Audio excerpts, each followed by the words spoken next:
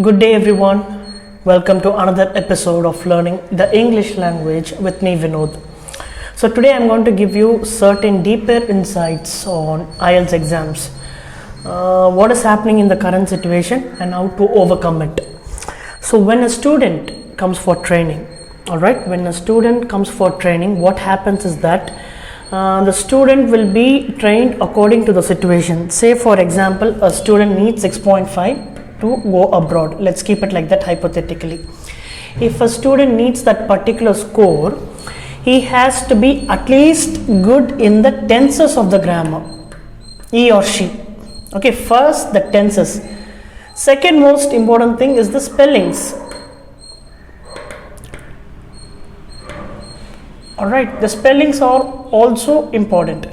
So if the student is good with the tenses and the spellings, at least he will be able to, will be able to achieve the buffer of 6. Now, how to get that crucial extra 0.5? Vocabularies. Alright, the vocabularies play a major role in it. Now, when I speak about vocabularies, you need not use extremely good vocabularies. Instead of happy, joy. Okay, instead of sad, depressed. Instead of angry, frustrated. Simple. Okay, you have to keep the vocabularies on a roll, on a paraphrasing mode, but with proper sense. Right? Now, what happens here? Even if the student comes for the training and fills all these criterias, I repeat, even if the student comes for the training and fills all these criterias, there is something called exam tension. Okay, in the training center, I will be friendly with the students and they will mingle with me, gel with me, clear all the doubts, and they may score well in the training center, right? And they may get that much deserved 6 or 6.5 in the center itself. But what happens when they go there? Okay, that is the big question mark. Maybe they may not relax themselves. They may be worried about their future. They may be stressed out. And what happens is that anxiety or the nervous energy inside them may make them behave in a different way. So that is the reality. So what I would like to suggest over here is that a student may not perform in the class yet clear the IELTS exam. And sometimes a student who performs well in the class, in the training session, may flunk in the IELTS exam. So that is the hard hitting reality. So you may ask me this question. So is it based on luck? I will definitely say no. Because it is not based on luck, it's based on your emotional strength and your mental toughness. You must not panic. That is the most important thing, especially in your speaking department. You must not panic. Even if you make a mistake, go with the flow. When it comes to writing, okay, proofread at least 2 times before you give the answer sheet. Because what happens is that even myself is vulnerable to mistakes. So when I proofread it 2 times, okay, if I write an essay completely without proofreading on the first time, definitely it will be worth only 7.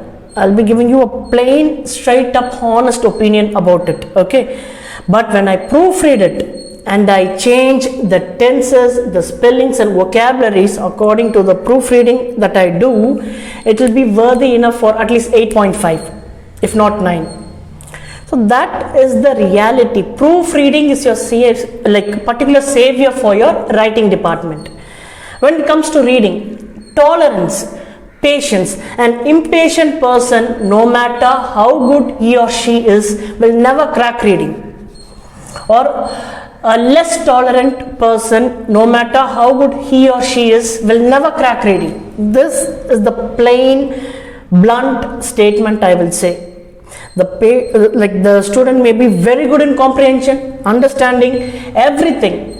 However, they are setting up a classic recipe for a disaster if they are impatient. So patience, tolerance and controlling your emotions is the major aspect to clear your reading. Listening, again, the nervous energy. Dwelling on the past is the major culprit for lower listening scores. Now, if you are going to do your listening, the listening is not going to stop for anyone, anywhere, anytime, or any moment. It's going to continue with the flow, of course, with in between gaps for a few seconds. Now, what happens is that if you're going to do your listening, what happens is that when you're listening for, say, 10 to 12 questions on the go, you may be confident enough to answer the questions correctly, and you may be brimming with confidence. What happens in the 13th question is a question mark. Sometimes you may not listen to the word correctly, or sometimes you may think this or that might be the answer. When you are dwelling on that, the listening is not stopping and it is continuing. So what happens, 14th one, again you're dwelling on that particular question. Since suddenly 14th is gone, shifting your focus onto that, losing the concentration on the 14th as well. Now by the time you lose the concentration on the 14th, 15th is gone. So what happens? It becomes a chain reaction, and that is the major culprit for lower listening scores as well. Now when I want to conclude over here, I would like to say, for writing, proofreading is the most important thing for the 6.5 or at least 6. For reading, tolerance and patience is the major aspect for 6.5 or 6. For speaking, not panicking and not getting nervous is the major factor for getting a 6.5 or 6. And finally, for listening, ignore the past. Losing 1 is better than losing 10. If you have that attitude, recover completely within seconds and at least save the remaining marks you got on your platter. For that, if you follow that kind of a mindset, 6.5 or 6 is guaranteed. And the secondary set of skills that you need to master are tenses, spellings, and vocabularies. Alright, these are the basic insight I want to give for academic students who wants to travel abroad to pursue their higher studies. I hope this information is fruitful for all of you. Stay safe and stay healthy. Until then, it's bye from Vinod, the founder of Finrich Learning Factory. Bye bye.